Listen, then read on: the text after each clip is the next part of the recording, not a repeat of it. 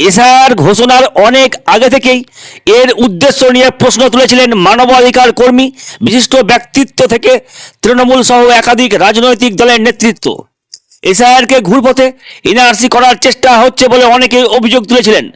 SIR বন্ধেরও জোরালো দাবি এখনও উঠে চলেছে রাজ্যের বিভিন্ন প্রান্ত থেকে। আর মঙ্গলবার দিন এসআইআর নামে ভোটারদের ডেকে শুনানির নামে চূড়ান্ত হয়রানি করা হচ্ছে এমন অভিযোগ তুলে ব্যাপক বিক্ষোভ সংগঠিত হলো মুর্শিদাবাদের শামশেরগঞ্জ ব্লক আধিকারিক কার্যালয় চত্বরে বলে খবর পাওয়া গেছে। শামশেরগঞ্জের বিধায়ক আমিরুল ইসলামের নেতৃত্বে একদল তৃণমূল কর্মী নির্বাচন কমিশনকে অবিলম্বে এসআইআর এর নামে সাধারণ নাগরিকদের হয়রানি বন্ধের দাবিতে স্লোগান দেন। বিক্ষোভকারীদের বক্তব্য, এসআইআর এর নামে নির্বাচন কমিশনকে সামনে রেখে কেন্দ্র সরকার এবং প্রধানমন্ত্রী নরেন্দ্র মোদী দেশের নাগরিকদের ভোটাধিকার নিয়ে ছিনিমিনি খেলছেন। মানুষের জীবনের নিরাপত্তা বিঘ্ন ঘটাচ্ছে এই প্রক্রিয়া। ইতিমধ্যে এসআইআর এর বলি হয়েছেন বেশ কয়েকজন আদম সন্তান। শামশেরগঞ্জ বিডিও অফিসের সামনে বিক্ষোভ কর্মসূচি থেকে বিধায়ক আমিরুল ইসলাম স্লোগান দেন, এসআইআর এর শুনানিতে অবশ্যই বিএলএ 2দের উপস্থিতি নিশ্চিত করতে হবে। তিনি দাবি দিলেন, অন্ধকারের মধ্যে মানুষকে রেখে কেন এসআইআর এর কাজ নির্বাচন কমিশন করছে? কেনই বা শুনানির তালিকা প্রকাশ করা হচ্ছে না? ভোটারদের শুনানির নামে অযথা হয়রানি বন্ধেরও স্লোগান উঠে শামশেরগঞ্জের এই বিক্ষোভ কর্মসূচির মধ্য থেকে। হাজার মানুষকে যেভাবে ষড়যন্ত্র করে ভোটার তালিকা থেকে নাম বাদ দেওয়ার চেষ্টা করছে, তার আমরা তীব্র বিরোধিতা করছি, আমরা তীব্র নিন্দা করছি। এবং এই হিয়ারিং এ আমাদের দলের কোনো প্রতিনিধিকে থাকতে দেওয়া হচ্ছে না। যারা 1.5 মাস ধরে মানুষের জন্য এসআইআর ফর্ম পূরণ করলো, তাদেরকে এই হিয়ারিং এ থাকতে দেওয়া হচ্ছে না। আমাদের দাবি যে আমাদের তৃণমূল কংগ্রেসের যারা বিএলএ 2 1.5 মাস ধরে মানুষের পাশে ছিল, যারা অক্লান্ত পরিশ্রম করে এই এসআইআর ফর্ম পূরণ করে দিয়েছে, এই হিয়ারিং এ তাদেরকে থাকতে দিতে হবে এবং এই মানুষকে হয়রানিটা বন্ধ করতে হবে।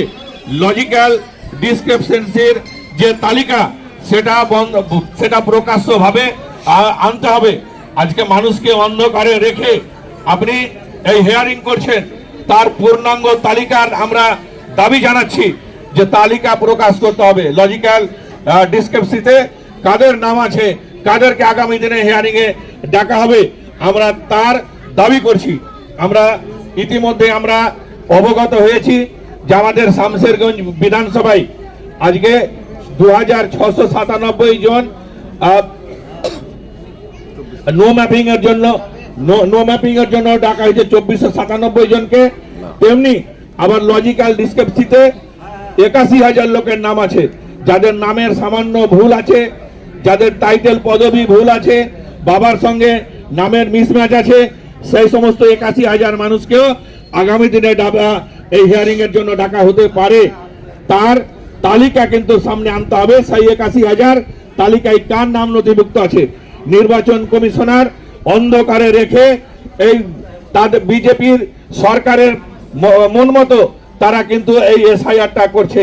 তার বাবা কেন্দ্রে বসে আছে দিল্লিতে, আর তার বাবার নির্দেশ মেনে এই ইসিআই এই সমস্ত পরিকল্পনা করছে। আমরা তার তীব্র নিন্দা করছি। সেই জন্য আমরা আমাদের এখানে ইআরও আছে, আমাদের এই আবগারি দপ্তরের মধ্যে তিনি হিয়ারিং করছেন। আমরা এখানে প্রতিবাদ জানাচ্ছি যে বিএলএ 2কে হিয়ারিং এ থাকতে বসতে দিতে হবে এবং লজিক্যাল ডিসক্রিপশন যে তালিকা 81,000 সেটা জনসমক্ষে প্রকাশ করতে হবে। সেই তালিকায় কাদের নাম আছে। এসআইআর কার স্বার্থে? নির্বাচন কমিশন জবাব দাও। এসআইআর নামে হয়রানি বন্ধ করতে হবে। এসআইআর নামে হয়রানি বন্ধ করতে হবে। এসআইআর নামে হয়রানির বিরুদ্ধে প্রতিবাদে তৃণমূল কংগ্রেস লড়বে। হয়রানির প্রতিবাদে তৃণমূল কংগ্রেস লড়বে।